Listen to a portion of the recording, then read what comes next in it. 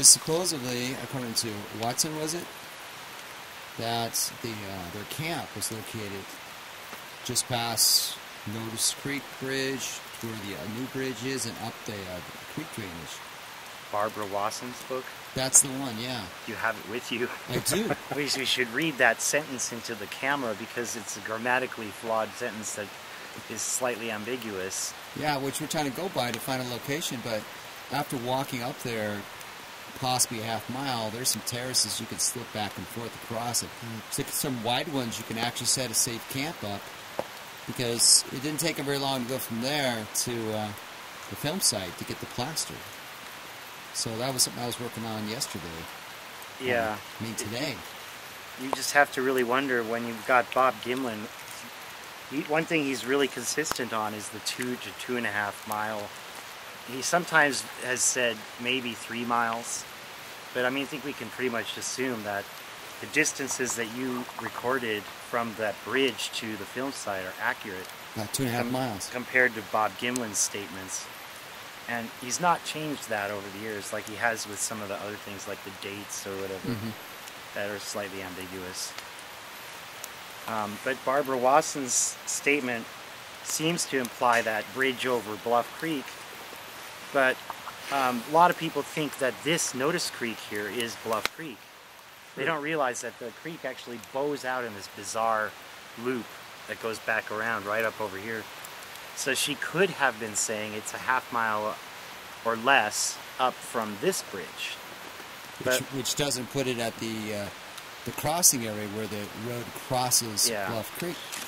Yeah, Al Hodgson described a ford in the creek, and as we found when we went up there, there's nowhere you could have gotten down to the creek. It's a steep descent down the ledge off the road to the creek. So the first reasonable ford after here would have been up there at the second bridge that actually does cross Bluff Creek like she describes it.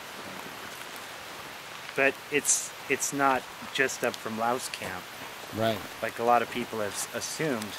Right. That I assumed for years that Patterson and Gimlin crossed over here and went up over there somewhere and camped up just a little ways from Louse Camp. But it really doesn't seem like that would have been convenient for a big truck like they had. No. And the horses and everything else. You get to sleep at an hour. So, what are we saying? The horse camp and the road. The horse camp is an interesting tidbit. But then going back, we see that Byrne had written about it within, what, 5 or 6 years of the film, so it was known. Well, I'm not saying it's exactly at the bat boxes, because Jim McLaren wasn't super precise about that. But I do think that we located the general correct area of the ford where they could have crossed. Right. And also where Barbara Wasson seems to describe them going. It's just that we didn't go a half a mile up the creek, so we may have to think twice about that. It's been possible. years since I've heard Barbara Wasson's name. Yeah. So you met her. You know, I don't think I ever met her. She was kind of a, you know, Ray Crow, I think, knew her. Might have known her. Well, you met all those, like Renee the Indian. Yeah, but not her. Not her. Going upstream would definitely require some shoehorning to fit the site into the creek bed as it currently exists.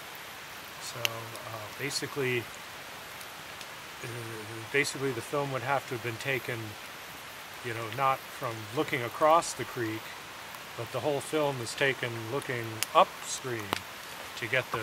And diagonally. And diagonally to get the distances needed so far. It's almost like it starts out like a 90, then it turns into almost a 45. It's he's watching the creature fade away. Right. It's not inconsistent with the various site diagrams, but you don't see a place that gives you this openness that you do see in the film. That's maybe just 43 years of trees growing. There's nothing we can do about that. But outside of a clear cut? Yeah, outside of some unauthorized timber work.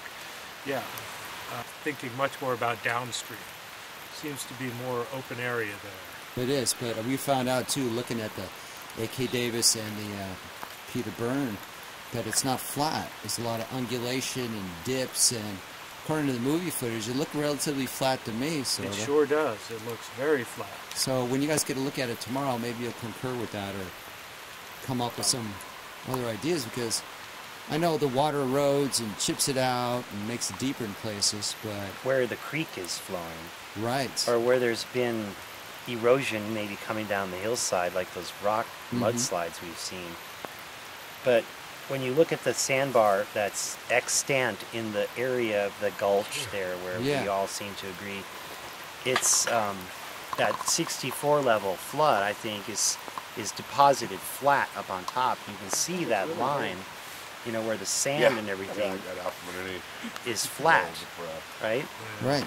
And I don't think, from my knowledge of the history, I haven't lived here all my life, but I don't think there's been any significant flooding at all near that level. So we're talking about those high deposits are probably the ones that were left in 64, and they are flat up there.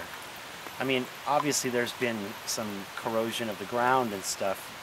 You know, there's seeps and there's trees that have rotted, their root balls have left holes in the ground. And there's a creekish thing down towards the south end of that gulch that seems to have eroded a little bit of a marshy spring and stream. It's probably a wash when it rains, you know, heavily. That's eroded an irregularity in there. But I would venture to say that that flatness went all the way across that sandbar back in the day, and then the creek was just flowing through the middle of it in the lowest point of least resistance through it, and has since etched its way down farther into the ground. But that's the kind of thing we're going to look for, I think. I mean, look at, if we had a great knowledge of geology, you know, we could probably say this with more professional knowledge, but if there's undulations and irregularities in the land that you can pretty much identify as been there for a long time, you know, it's not something that's going to change with little floods in the creek, right? Right. I mean, we'll have to see that sandbar and what you're talking about, though. I can't really say without having been to it yet. Well, having been to all 5 locations now, the ones to the south are nothing like the ones to the north.